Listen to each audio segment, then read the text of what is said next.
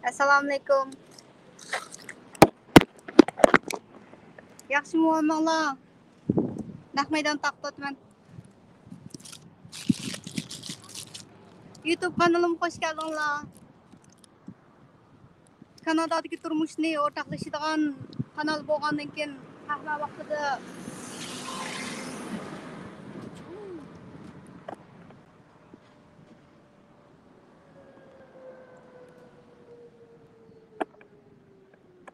qahva ichgach bir ish yodim kelib qolib, shu qisqa bir video qilay dedim. Kanadada Tim Horton qahvasi haqsiz soqchilarga. Odatda small, medium, large qandaqli kirib ishsa, biz odatda qulamaydiq.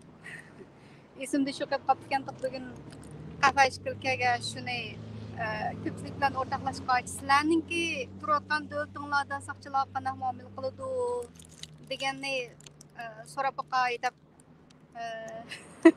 ostiga komment yozib qo'yinglar. O'zinglar qaysi davlat turishliq soqchilarga haqsiz qahva beramdi yo'qmi? Tim Horton qahvasi Kanadada soqchilarga haqsiz qahva ichidi. Buniki sababim shu. Pat qahvaxonaga soqchilar kirib tursa texim bexatar bo'larmikin deb shuningdan nashtaq qildimikin deyman qo'ya bo'lsa jamiyatning omonligi uchun bak cho'ng to'k qo'shib ketgandan keyin shunaqa haqsiz beramdi. Onun bilmadan boshqa qahvaxonalar qanaqa ekan Tim Horton ishlaydigan chog'da haqsiz değil. Onundan boshqa yana Kanadada qaysi bir oshxona xudoyim Swiss Alley Chicken deb bir to'g'ri go'sht sotadigan bir oshxona bo'lgan oshmut soqchilarga va firefighters o't o'chiruvchilarga 50% yerim baho ashuna mulozimat bo'lgan.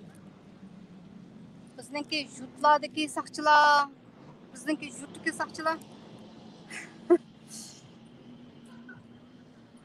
bizning yurtda o'tizlik yaxshi soqchi ko'rib boqmadim men. Hammasi ishda o'tib ketgan.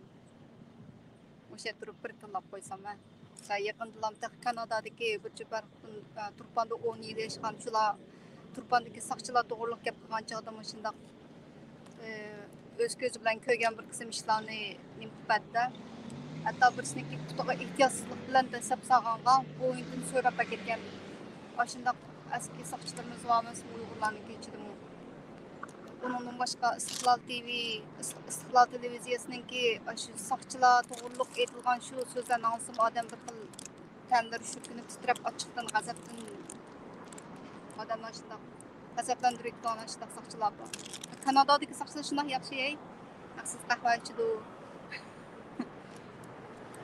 Shuni ham bahsliga qisqa bir video qilay dedim. Sizlarninki turayotgan davlatlarda soqchilar qahva ichamdi yo'qmi? O'zinglarninki turish davlatidagi ahvolni inkos qilib yozib qo'yinglar. Shunchalik ishlar. Xayr xo'sh. Kanadadagi turmushni o'rtoqlashib turman pat.